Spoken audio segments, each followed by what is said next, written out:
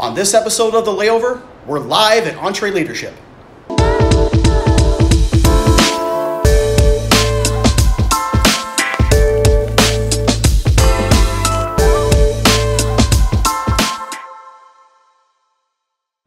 Hello everyone, and welcome to episode 52 of The Layover Live, where we bring you the top articles from The Layover each week.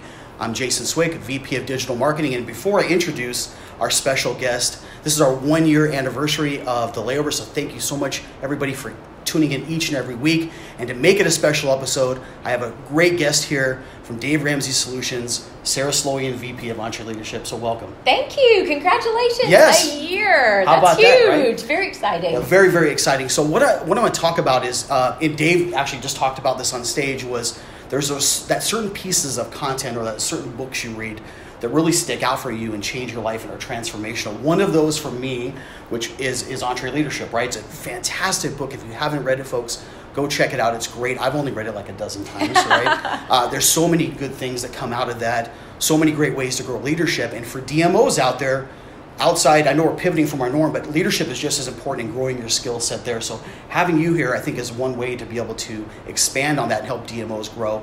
So before we get into some of those questions, though, Sarah, maybe tell a little bit about yourself. Yeah, so I've been with Ramsey Solutions for 6 years, and when I started, the company was about 300 people. Now it's about 800 people. Wow, incredible. It's so amazing, yes. And it's really pushed me outside my comfort zone and helped me really push into some of the stuff that I probably wasn't very good at 6 years ago. So it's been a lot of fun, and our team in Entre went from 7 people to now there's 50 of us. Wow. And growing, so it's Huge kind of growth. crazy. Yeah. But yeah, it's a lot of fun, and I feel like it keeps me on my toes and keeps me learning new things. Yeah, it's really, really cool. And one thing that's unbelievably important as you're growing an organization, whether it's a small business or a large business out there, is making sure you're growing good leadership. And one of the ways of doing that is managing time effectively, right? So maybe if you would maybe let some of the DMOs out there know, what's a good way to manage time? Because a lot of DMOs are wearing many different hats. They're kind of wearing marketing hat here. They might jump over to accounting, and then they've got to solve problems with staff over here. What's a good way to manage time? Yeah, I think the number one thing is setting your priorities. So the best way to drive your day instead of having your day drive you is to start off that day and know what are the top things that I have to accomplish today. Yep.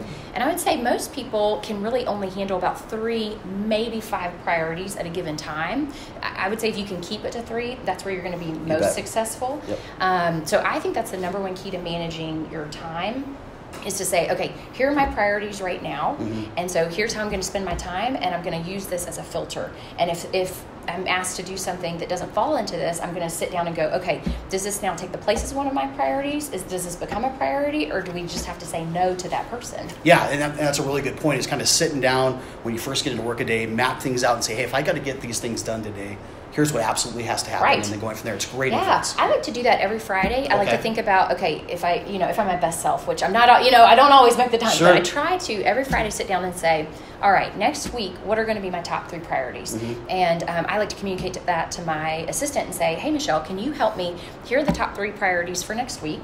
Can you help me make sure that my calendar matches these priorities? Because I can easily say yes to all these people that ask to meet about stuff, and then at the end of the day I'm thinking I didn't get to work on my work at all, and then I'm sitting at home from 8 to 11 every night after I put the kids down for bed working on that stuff, and that stinks. Whereas when I say, all right, these are going to be my top priorities, then I make sure my calendar matches those. Not that you don't sometimes take some of those other meetings, but it helps a lot. It does. Prioritizing that time, really, really important if you're going to grow as a leader.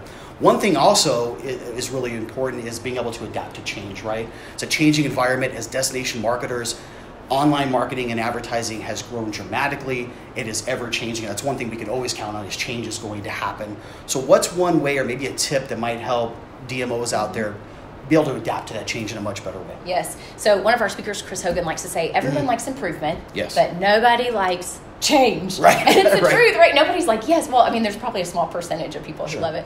I think you really have to constantly be evaluating what you're doing. And just because something is working doesn't mean you should keep doing it. Sometimes there's an even better way, and you're limiting yourself by staying in that comfort zone. And so you've got to constantly be asking, why are we doing this? You have to fall in love with solving a problem, but you don't want to fall in love with this is the only solution to do that. Yeah, absolutely. That's really, really, really great advice. So one thing really really in closing, right, as we start to wrap this up, is we're kind of getting ready to move out of 18, move into 2019. What's one tip or one piece of advice to give somebody out there to help grow them as a leader in 2019? Yeah, I would say it goes back to the very first thing we were talking about. I want you to set priorities. I want you to say no to the right people. I want you to know that it's okay to disappoint some of those people, because if you don't, then you're going to be sacrificing your own time, your own sanity. So I would say going into next year, how about we do less things better? Yeah, good advice. Really, really appreciate you stopping by and letting us do this. So great. Thank you, everyone, for 1 year. It's been a great time. We really appreciate you being part of this. Look forward to year 2 and beyond. Have a great time, and we'll see you later.